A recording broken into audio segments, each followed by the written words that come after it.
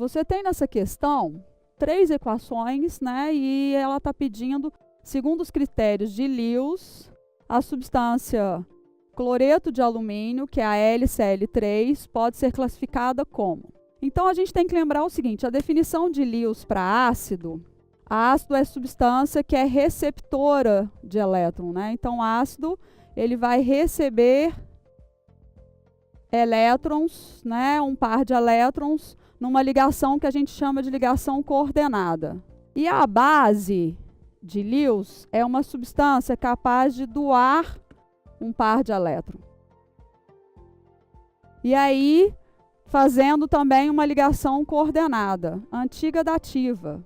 Então, o que a gente tem aqui? Ó? Nesse caso, o alumínio está se ligando, o cloro está se ligando ao alumínio. Então, o que eu tenho aqui? Esse cloro, ele tem um par de elétron não ligante aqui, e aí ele vai se ligar ao alumínio. Então, nesse caso, quem está doando o par de elétrons é o cloro, e quem está recebendo o par de elétrons é o cloreto de alumínio. Então, o cloro, o íon Cl, o íon cloreto, ele vai ser uma base de Lewis, consequentemente, o cloreto de alumínio, um ácido de Lewis.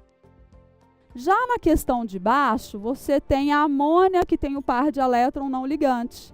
Então, essa amônia vai doar o par de elétron para o cloreto de alumínio. Então, nesse caso, a amônia será a base e o cloreto de alumínio seria o ácido.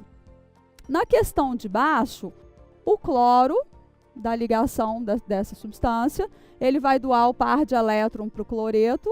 Então, o cloro seria a base, né? Essa substância inteira seria a base de Lewis, e o cloreto de alumínio seria o ácido de Lewis. Então, a gente observa que em todas as equações, o cloreto de alumínio é o quê?